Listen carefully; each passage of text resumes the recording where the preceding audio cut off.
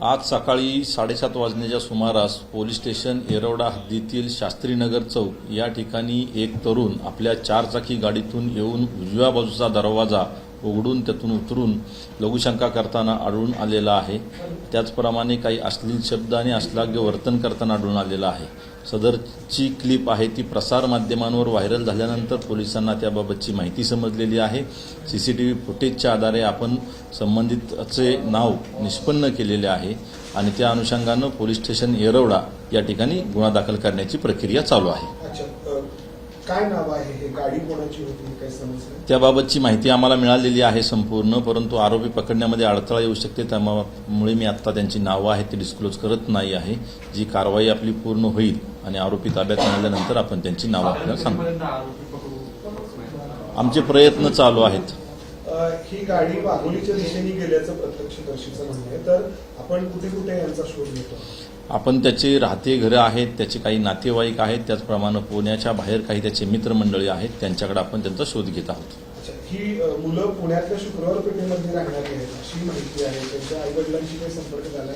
त्यांनी काय आपल्याला सांगितलंय का याबद्दल की ही मुलं कुठे गेली होती, कुठे पार्टी केली, काय? नाही, त्याबाबत अजून अद्यापपर्यंत काही माहिती मिळालेली नाहीये, परंतु आम्ही त्याबाबतची चौकशी करीत आहोत। आई वडिलांशी काही संपर्क झालाय?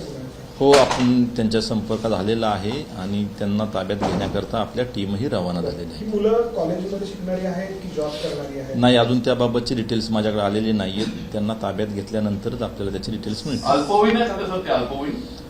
बहुधा अल्पवयीन नाहीत, आतापर्यंत जी माहिती आहे त्याप्रमाणे अल्पवयीन नाहीत, मेजर आहेत ते। गाडी जी गेली आहे ताब्यात घ्यायला नेमकं कुणाला ताब्यात घ्यायला, आरोपीला की त्यांच्या नातेवाईकांनी? आरोपींना ताब्यात घेण्याकरता। अच्छा, म्हणजे त्याचं लोकेशन ट्रेस झाले? नाही, लोकेशन नाही ट्रेस झालेलं, परंतु आपण जे संशयित सस्पेक्टेड प्लेसेस आहेत त्याचा आपण शोध घेत आहोत। 7:30 वाजता घटना घडली, आता जवळपास 3 वाजत आलेले आहेत, तरी सुद्धा आरोपींपर्यंत पोलीस का पोहोचू शकलेले नाहीत? काय नेमकं याच्यामध्ये राजकीय कोणाचे फोन वगैरे येऊन असं काय दबाव प्रकार घडलेला आहे? असा कोणताही प्रकार नाही। सकाळी साधारणतः 10:30-11 वाजता एकाच वेळेला ही घटना प्रसारमाध्यमांमधूनच आम्हाला समजलेली आहे। जसे आम्हाला समजलेली आहे त्याचप्रमाणे आरोपी, त्यांचे नातेवाईक यांनाही समजलेले असू शकते आणि त्यामुळे आरोपी आहेत ते आपल्याला अद्यापर्यंत मिळालेले नाही आहेत। एक अँगल त्याच्यात असा आहे की तो जो आरोपी आहे, जो कोणी आरोपी आहे त्याच्यावरती एक खंडणीचा देखील पुणे पोलिसात कुठेतरी गुन्हा दाखल, याचा रेकॉर्ड चेक केले का? तो रेकॉर्ड नाही, अद्यापर्यंत मी काही चेक केलेलं नाहीये, परंतु चेक केल्यानंतर आपण त्याबाबत कॉमेंट करू शकतो। गाडीमध्ये किती जण होते? गाडीमध्ये किती जण होते? सध्या तरी व्हिडिओचं अवलोकन केल्यानंतर गाडीमध्ये हा एक चालक आणि त्याच्यासोबत एक बाजूला को पॅसेंजर म्हणजे को पॅसेंजर सीटवर बसलेला एक मुलगा दिसत आहे। साधारणतः त्याच्या गाडीचं स्पीड प्रत्यक्षरित्या सांगितल्यानुसार 100-120 तो गाडी चालवत होता। सीसीटीव्ही पाहिलेत का? हा खरंच सदरची गाडी आहे ती जेव्हाचा व्हिडिओ आपल्याला प्राप्त झालेला आहे तेव्हा ती गाडी सिग्नलवर उभी होती। नाही, पण पाठीमागचे सीसीटीव्ही फुटेज चेक केलेले का? तपासामध्ये त्या सर्व बाबी आहेत त्या पडताळल्या जातील। गाडी मालकावर गुन्हा दाखल होणार वेगळा? नाही, सध्या तरी आपण जो चालक आहे आणि जे व्हिडिओमध्ये दिसत आहे त्यांच्यावर गुन्हा दाखल करण्याची प्रक्रिया करीत आहोत आणि त्याच्यानंतर पुढं पाहता येईल। कधीपर्यंत गुन्हा दाखल होईल? गुन्हा होईल का? 8 तासामध्ये गुन्हा दाखल होईल। काय सार्वजनिक ठिकाणी उपद्रव निर्माण करणे, सार्वजनिक ठिकाणी अश्लील आणि अश्लाघ्य वर्तन करणे, त्याचप्रमाणे मोटर व्हेकलच्या ऍक्टप्रमाणे सार्वजनिक ठिकाणी रहदारीच अडथळा निर्माण करणे अशा स्वरूपाची कलम आहे त्याच्यामध्ये। नाही, त्याबाबत आता निश्चित आत्ता नाही सांगता येणार, पण एकाच्या हातामध्ये एक बिअरची बॉटल दिसत आहे, त्यावरून आपण काही कलम आता लावत आहोत। पडताळणीनंतर आपल्याला ती पाहता येतील। सर, एक माहिती अशी पण मिळाली आहे, कदाचित चूक म्हणजे सोर्सनुसार, की कल्याणी नगरच्या एका मोठ्या पबमधून दारू पिऊन पहाटे 3 वाजता ते बाहेर पडले। याबाबत कोणतंही कन्फर्मेशन माझ्याकडे नाहीये। तुम्ही त्या अँगल तपास करताय की कुठून आले?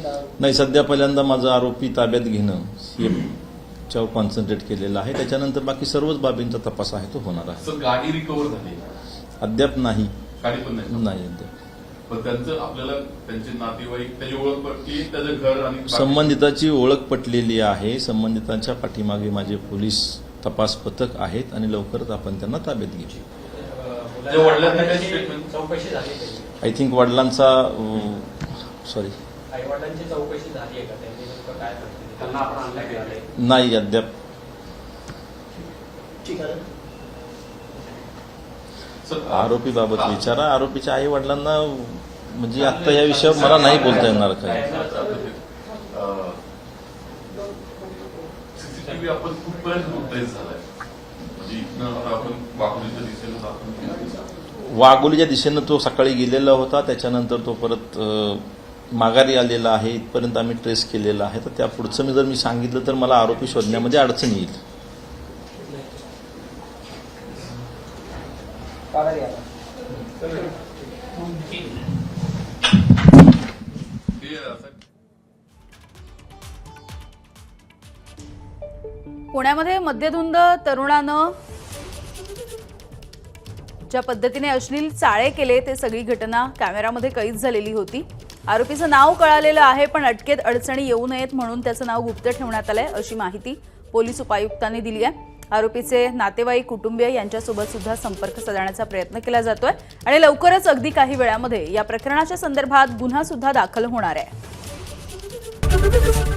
एबीपी माझा, उघडा डोळे बघा नीट.